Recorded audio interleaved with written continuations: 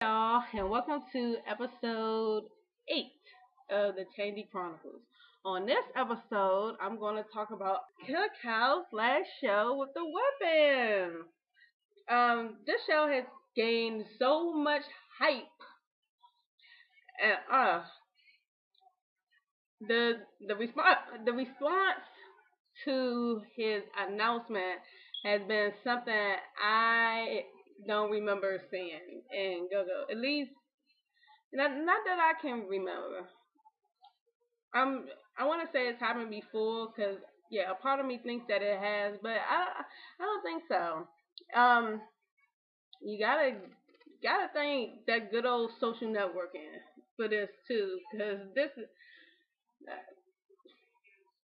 when the announcement first happened, it the internet, especially DMV Twitter, went freaking crazy.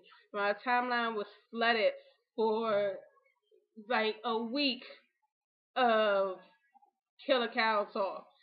And I believe when he first made this decision, like he was actually a trending topic in this area. So I mean, shout out to him because like I've never seen this in Go-Go, and at least since the internet has been popularized. He's pretty much the reason why I can tolerate them to some extent.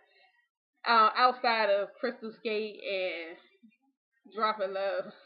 And a couple of other songs that I like, but like those are like my favorite songs, at least now. So yeah, I was impressed. Cal brought them out.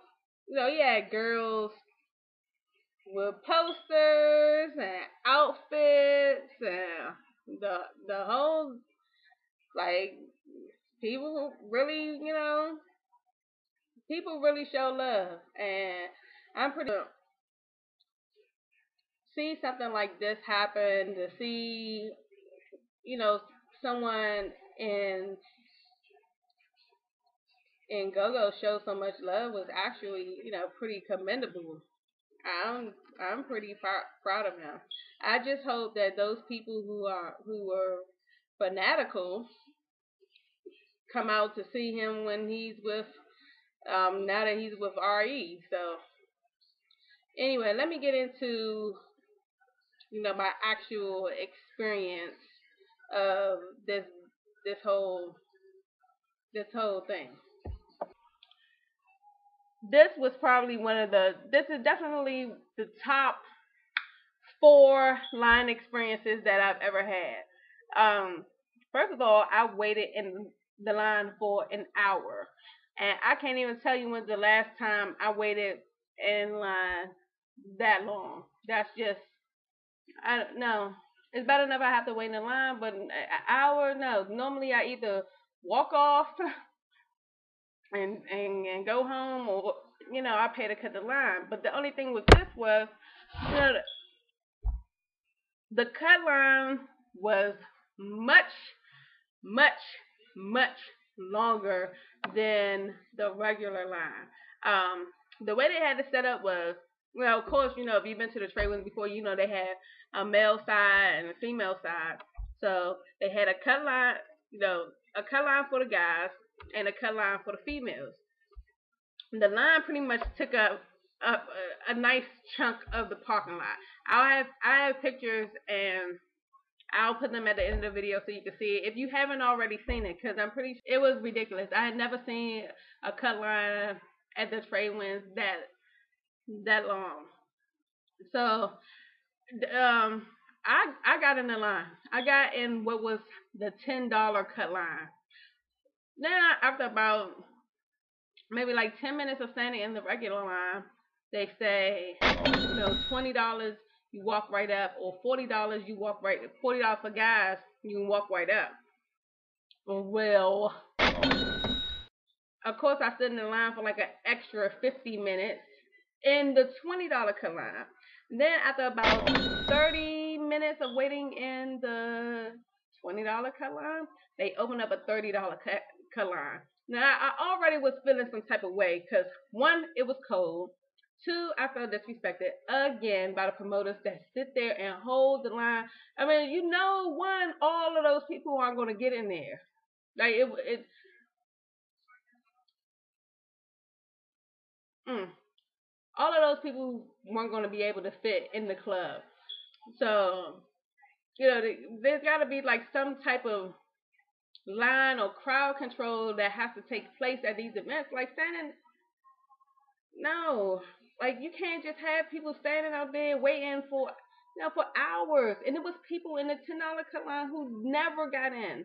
They were in the line in front of me when I got in, and they still either they didn't get in or they had to wait like an extra another like 20 or 30 minutes before I got in. And it was just so sad. It was just so sad and pitiful how they ran the door. And then when I get up to the front, when it's time for me to pay, security tells the females that they're not getting in. Mind you, it was only probably about 10, maybe a good 15, and I really don't think it was 15 females. It really was probably a good 10 females in the free line. So, and you mean to tell me that those people, like, they came out to support your man? If it, like, I don't know.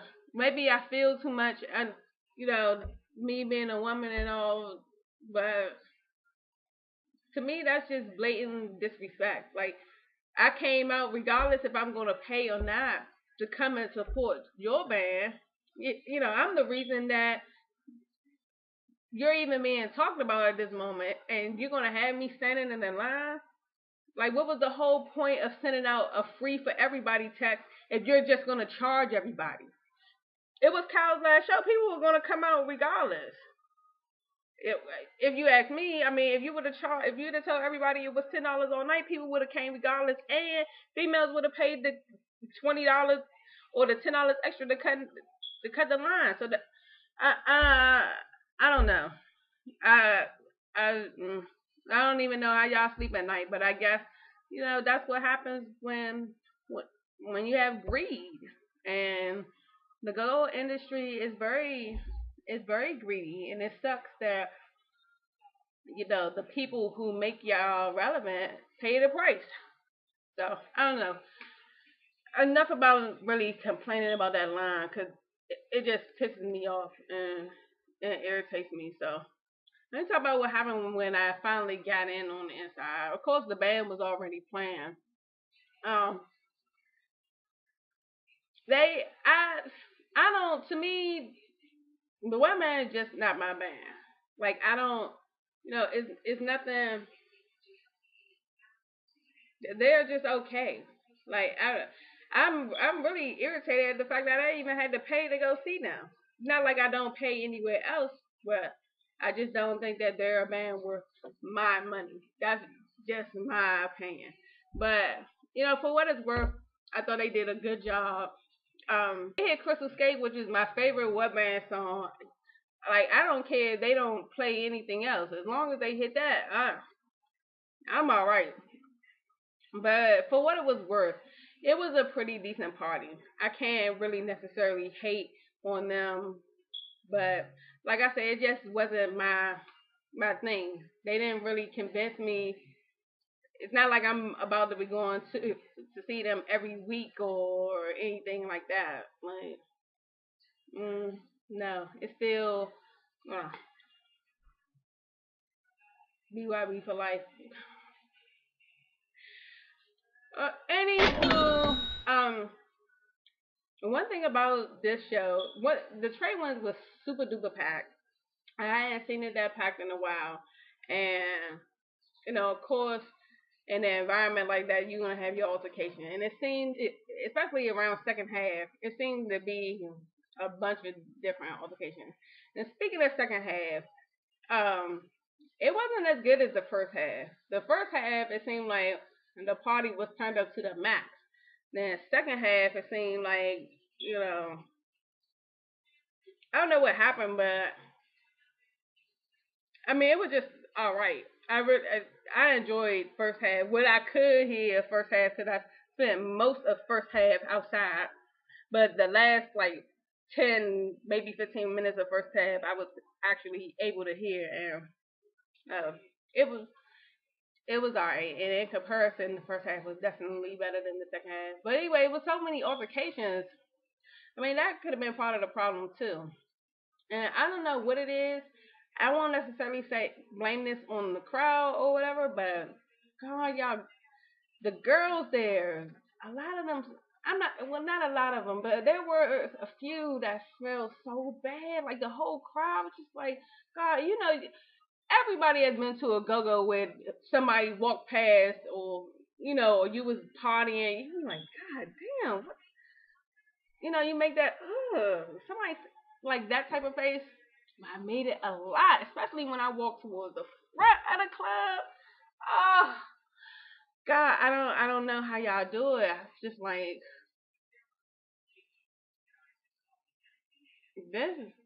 that's just gross. We're all adults. It's not like, it smell like girls who just going through puberty or something. Like, ugh. And it's just not that raunch at other go-go's I attend. Oh, yeah, especially those on a weekly basis. Like, ugh. Yeah. I can't do it. I mean, I don't know how y'all do it. And it wasn't just the females. It was niggas in there too that seemed like, they just came straight from work and was like, ugh. Well, let me tell y'all, it was a girl. What I was saying in line was a girl who walked up and she had a purse. And apparently her purse was too big. They wouldn't allow her to get in the club. So she was like, she just came from work. Her people's already in there. What was she supposed to do? She wasn't supposed to be driving. I was like, I don't know if the story was true or not. I don't know if she was telling them that just so she wouldn't have to walk back to the car to take her purse in there. But I was like, well, damn. People catching the bus? A Maryland bus at that. Y'all know those Maryland buses stop running after a certain time. Like, I was just like, oh my God. Like, I don't even know if my pride would even allow me to tell somebody that. I was just like, oh wow, Kyle brought them out. But I feel bad. It was a lot of people who did not get in.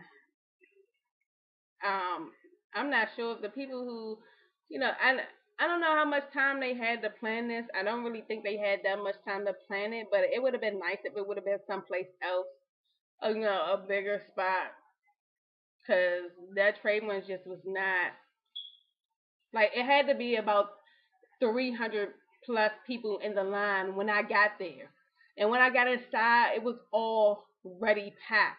So it probably was like 500 people in the inside before, and then to have 300 additional people waiting outside, like, well, that's deep. I'm really interested to know what the final numbers were. I haven't heard anything. Before I end this review, I would like to shout out, I ran into someone. Her name is Tashina. She said she recognized me from my videos, so I would just like to shout her out. Hey girl, and thanks for watching my videos. I hope I am pronouncing her name right, because I hate when people mispronounce names. I hate when people mispronounce my name, and it's very simple. Like, but anyway, so I'm glad you guys have been, interested enough to tune in this long. This is episode 8. Sometimes it's not easy to listen to someone talk for 10-15 minutes, especially when they are smacking their gum and saying stuff like, yeah, like I have those slight blonde airhead moments, but it's okay. I'm glad you have the patience to tune in, even if you don't watch it all the way through. So, till next time, I'll talk to you guys later. Peace.